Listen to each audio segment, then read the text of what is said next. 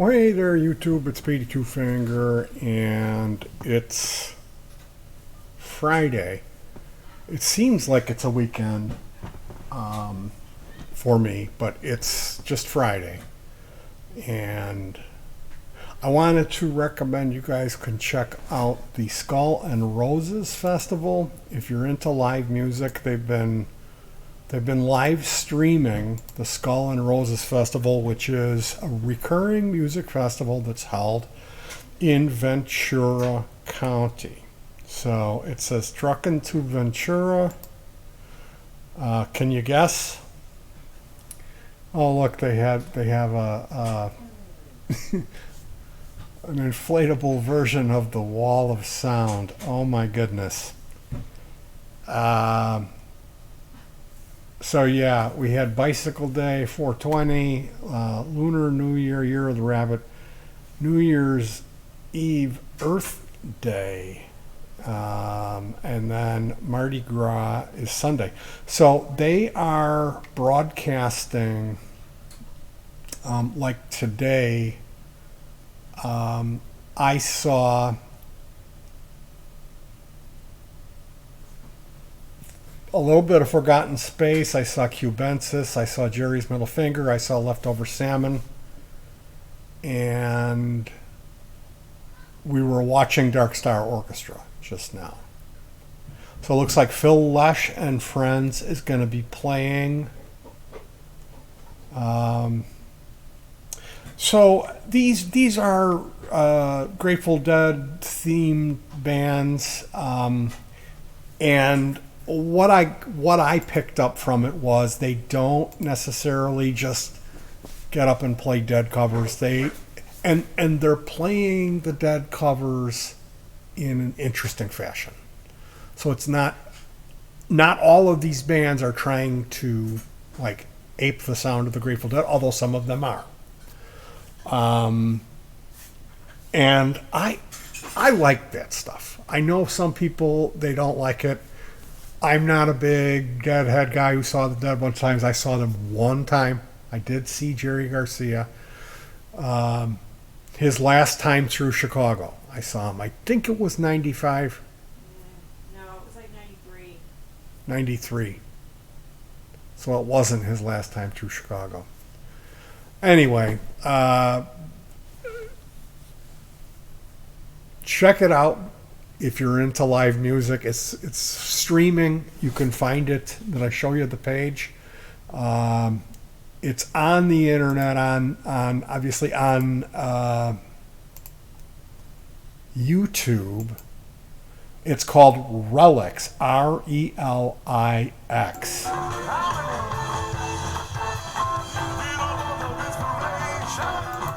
So bring out your dead. The one thing that I've noticed being on the internet is that the chat section, if there's a live Grateful Dead event, typically the chat will be really cool people.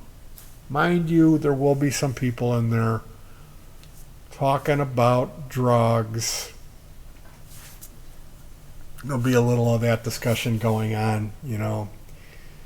But typically, my experience has shown me that I've never run into an a-hole in one of the Grateful Dead chats. Usually those people are all decent, down-to-earth, self-respecting members of the human race. So it's fun to get in there and do some chatting with the people. I always enjoy chatting with some of the people and getting to know them. Usually I can almost always find somebody that's from the Chicago area. I met a guy from Naperville today. And it's fun. Usually these things that go on, like they had something going on over Christmas, and it was multiple days.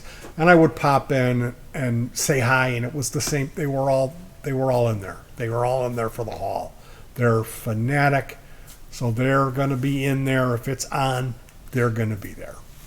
You know. And then you get some people that are like, all right, I've been on this for an hour. I need a break. It's enough Grateful Dead for me. And that's about how I feel now after having it on. My wife's giving me the double thumbs up. She's not a fan. And this tie-dye shirt, I made this tie-dye. It's got a USA, United States of America, established 1776.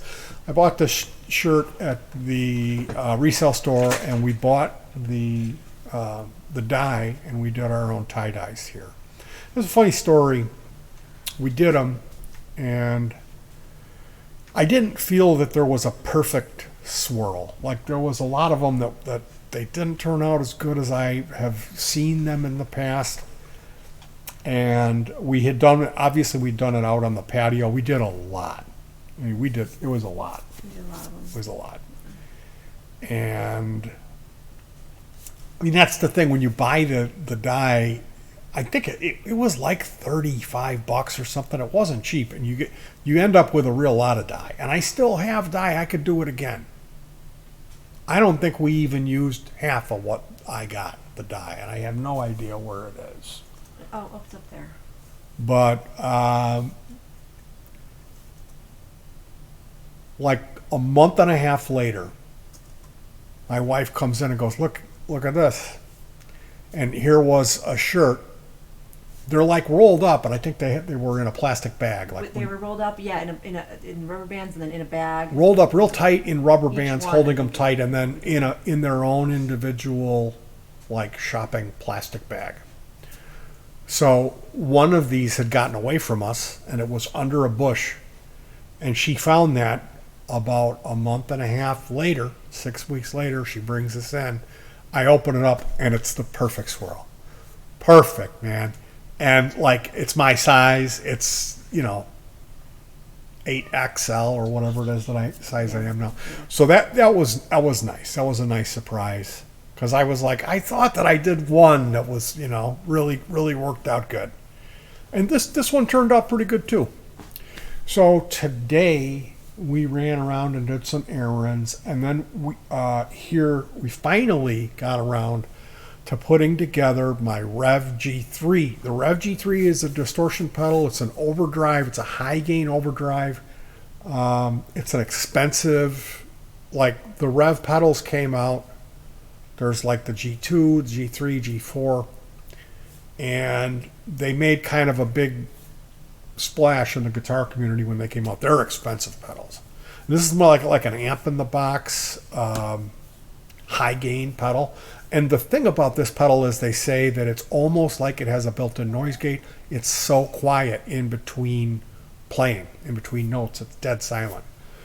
And that's crazy. So I've been fiending. Like, I bought a chrome enclosure for it, which was new. That I'd never seen that before. And I installed there's a DP-DT toggle. There's a toggle switch on it.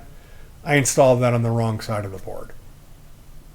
Which I've done that at least one other time.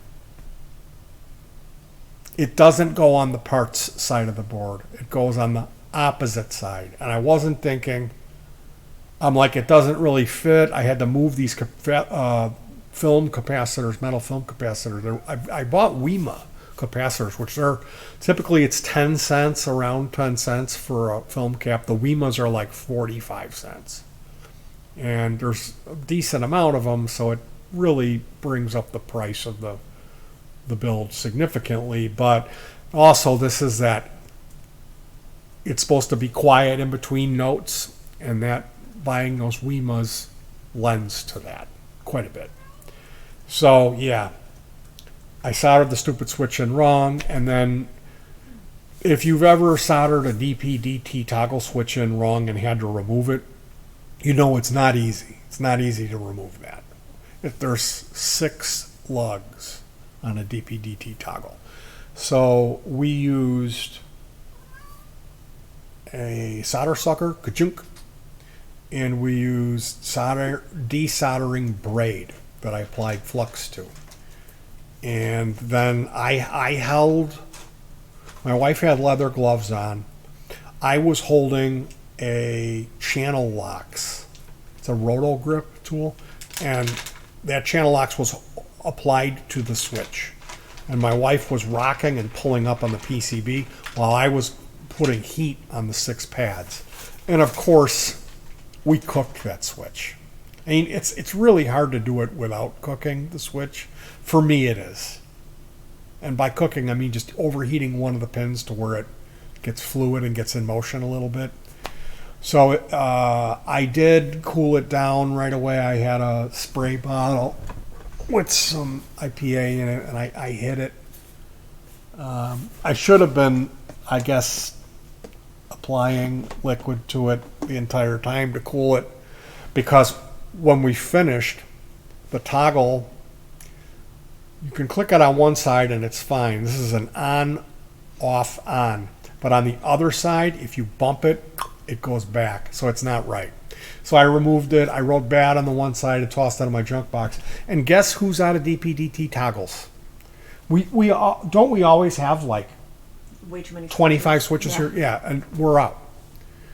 So literally yesterday I ordered those, and I'm gonna have to wait till that comes in for the Rev G3. Now, I had come on here before and shown you guys this little amp. I had built a rack enclosure for it, or just a little wooden enclosure for this mini amp. I tested that out, and I wasn't really thrilled with it. So what I went with is, I mean, the idea is I'm going to have 2 amplifiers for stereo, and the one is a TPA 3116D2 with a tone mender and a buffer. Well, I have another amp in a little square box, like a little lunchbox amp, and it's a TPA 3116D2 with a tone mender. It just doesn't have the buffer, which doesn't really matter. So yeah, that's the one that I want to use. So I built a little box that holds 6 of these lithium ion batteries. Let me see if I got one to hold up. Holds 6 of these. So I just grabbed some scrap wood and cut this thing up, put it together, sprayed it black, and it's got a single power cable coming out of it. It's fused. There's a fuse in it, 5 amp fuse in it. And the idea with this thing is it's about the same size. It's just a little bigger than the amp. So I can set it down on the speaker cabinet, which is a Fender 12-inch speaker, and put that little lunchbox amp on top of it. And then this thing will power that if I want to use it remote. So I did some playing through the pedal board. I really like it. It's a stereo thing. It's a Joyo American sound, which is kind of like a Fender-y thing, going into a Zoom G1ON that's only delays and reverbs. A lot of stereo effects. And then stereo out of that into a Earthquaker Devices Ghost Reverb or Ghost Echo, and then a Behringer Reverb delay. So what I'm going to do is I'm going to hook that pedal board up via MIDI, via USB, and I'm going to program the Zoom to get more interesting sounds than what I've got in there right now. And then I will demo all of that crap for you guys soon. I probably will go outdoors and do it. I'll probably take it over when the weather's a little nicer. But I thought, we've got this looper pedal, and it's got a little drum machine in it, and so maybe I could bring that looper pedal, and Gopti could bring her little 10-inch bass amp, and we could go do a little looping day, do some more ambient stuff, because the way that this pedal board is set up is for big stereo ambient sounds, so we could get something going with that, and then I could kind of try to play some melodic soloing over the top of that. That's the idea, and we are going to be doing remotes this year So we got to start practicing because we both forgot our set. We learned a set of guitar instrumentals going back to 1948. And there was, I think, 2 or 3 of those songs were from 1953. Like we're doing Tequila and other more notable guitar instrumentals. So that's more than likely what we're going to be playing. We got to get that set going. And we'll do a couple other, I don't know if I'm going to be writing anything in this period. My hand is still numb.